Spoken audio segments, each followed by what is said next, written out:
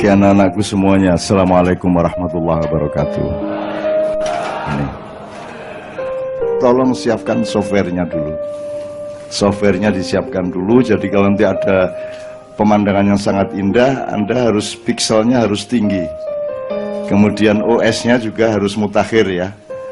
Terus aplikasi untuk Photoshop-nya, Corel Draw-nya segala macam harus yang paling update, supaya nanti kita tidak ketinggalan, supaya Anda pulang itu Anda menikmati pencarian Anda.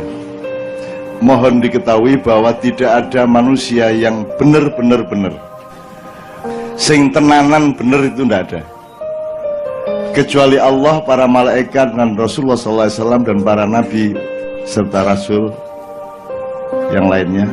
Tidak ada seorang pun yang pernah sampai kepada kebenaran yang sejati. Andaikan pun dia merasa sudah sampai ke kebenaran sejati, sebenarnya dia masih belum.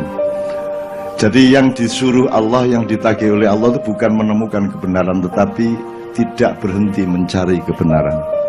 Jadi Anda itu disuruh mencari terus saja. Nah, jangan berhenti terus merasa sudah benar, kemudian mempertengkarkan kebenaran yang Anda pikir sudah mutlak itu, kemudian membuat Indonesia pecah belah, umat Islam pecah belah, umat manusia pecah belah, karena masing-masing mempertahankan kebenaran yang dia sangka sudah final. Tidak ada yang final, karena kebenaran sejati sesungguhnya hak prerogatif Allah. Jadi Anda tidak akan bisa menemukan Allah, Allah yang akan menemukan Anda. Jadi sekarang mengembaralah, berjalanlah, supaya Allah kedermawanannya tumbuh, dan dia yang akan menemukan Anda. Sebab Anda tidak akan bisa menemukan Allah. Banyak dari Anda nemuin jodoh aja tidak bisa-bisa, mau nemuin Allah. Nah sekarang gini, untuk softwarenya saya nyumbang satu aja.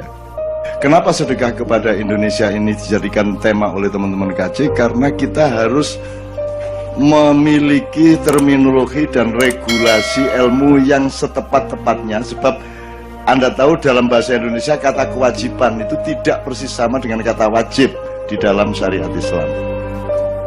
Kalau kita kan suka bilang itu kan kewajiban kita semua, ya enggak. Bukan kewajiban kita, itu kan bahasa Indonesia, itu kan pengertian Indonesia, itu maksudnya sunnah kalau dalam Islam. Kalau dalam Islam wajib itu benar-benar ada posisinya, gitu loh. Karena kita sudah bayar orang untuk ngurusi Indonesia, untuk ngurusi BUMN, kita untuk ngurusi semuanya kita sudah bayar dengan pajak Anda. Mereka yang wajib menjalankan, Anda sunnah, kan gitu. Ya kalau sama-sama wajib, kalau gitu saya jadi pejabat juga dong, kan gitu Anda ngomongnya. Dong Anda tidak jadi apa-apa kok, wis melarat wajib. Ya apa ini? Cari makan aja susah, masih punya kewajiban. Tidak mungkin Anda diwajibkan Allah ketika Anda tidak berada di dalam amanat dan fasilitas. Kewajiban itu hanya dipanggul oleh orang yang mendapat amanat dan fasilitas, kan gitu. Nah kalau Anda ini kan apa amanatnya? Anda itu cuman ku anfusakum wa alikum naro. Anda cuman bertugas dan ditagih Allah keluargamu supaya tidak engkau bawa ke api neraka, itu dong. Di akhirat nanti tidak ada perhitungan Allah, malaikat nanya-nanya Anda mengenai NKRI, tidak ada. Anda tidak ditanya misalnya sekarang HTI dulu maju, tidak ada. NO dulu maju, tidak ada. HMI tidak ada. Tidak ada urusan HMI di akhirat. Yang ada adalah urusan akhlakmu. Yang ada adalah perilakumu, amal solehmu, salah benarmu secara individu. Jadi tidak ada golongan-golongan. Dulu Romo Magnis Susino mengatakan dalam sebuah acara Lailatul Ijtima di rumah Gus Dur, dia mengatakan nanti kalau saya ternyata sebagai Romo Katolik saya salah, nanti saya ditanya malaikat, saya akan bilang pokoknya saya ikut rombongannya Gus Dur. Itu kata Romo Magnis, Frans Magnis Susino. Loh, tidak ada rombongan di sana, tidak ada rombongan. Anda lahir sendirian, lahir rombongan, meninggal juga sendirian. Jadi tidak ada pertanyaan mengenai Syiah kecuali menjadi pelengkap penderita, tapi tidak ada pertanyaan substansial mengenai Syiah, mengenai Sunni, PKB, Indonesia Raya, tidak ada negara, tidak ada masalah di hadapan Allah.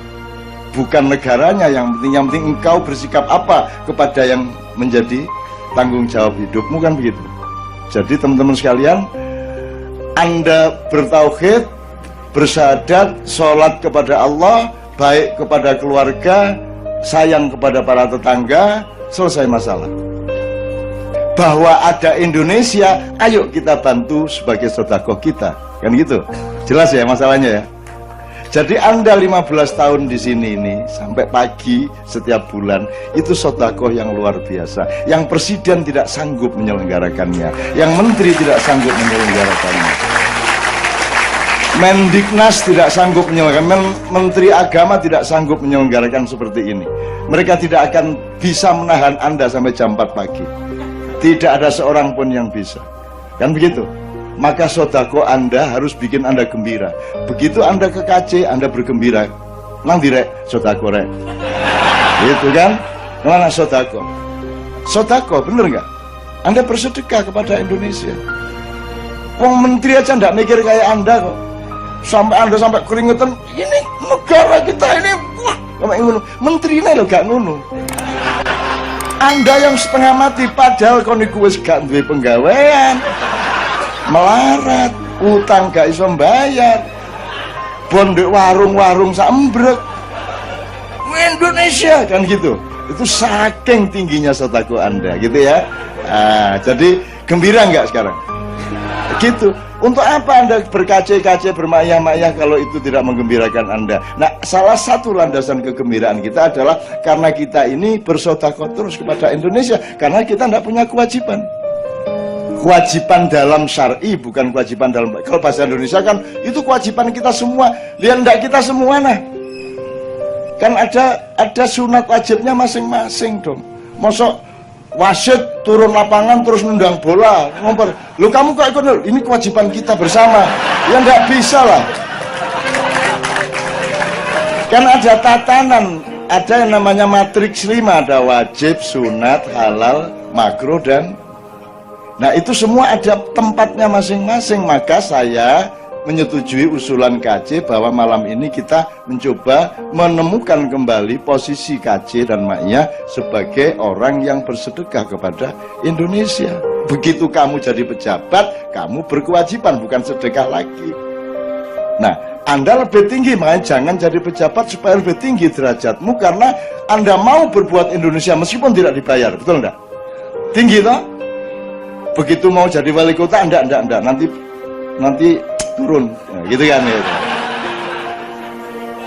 Itu ya. Oke, terakhir sekarang saya tanya, itu Quran berapa jumlah ayatnya? 6666. Dan Anda tahu lambang angkanya Zionisme setan itu 66. Loh, medeni itu 66 ya, tapi itu cara Tuhan menggoda kita. Jadi kalau nur sama nar itu ya mirip-mirip. Kadang-kadang ada bunyi A yang ditulis wawu dalam bahasa Arab. A ditulis ya juga ada. Jadi kalau Anda ngomong nar sama nur itu adalah godaan intelektual, supaya Anda mencari terus. Sebenarnya nar sama nur itu ya unda-undi lah. Kepreset sedikit jadi nur, nar, kepreset sedikit ke rumahnya nur. Kan gitu. Gitu ya. Oke, 6666, suratnya 114. Mudah-mudahan itu juga rahasia Allah, saya tidak tahu kenapa. Ya, tapi pokoknya lebih baik tahu semua atau ada baiknya tidak tahu, tidak semuanya tahu. Jadi bersyukurlah Anda tidak semuanya tahu, betul ya? Kalau seorang istri tahu persis hati suaminya, bunuh diri dia. Bener nggak? Kan begitu. Jadi alhamdulillah di samping ilmu kita juga diberi oleh Allah ketidaktahuan, dan ketidaktahuan itu bagus. Maka dibutuhkan aurat. Aurat itu sesuatu yang ditutupi. Justru yang terindah itu yang ditutupi. Kan gitu. Nah kalau sesuatu tidak terlihat, jangan dipikir tidak ada.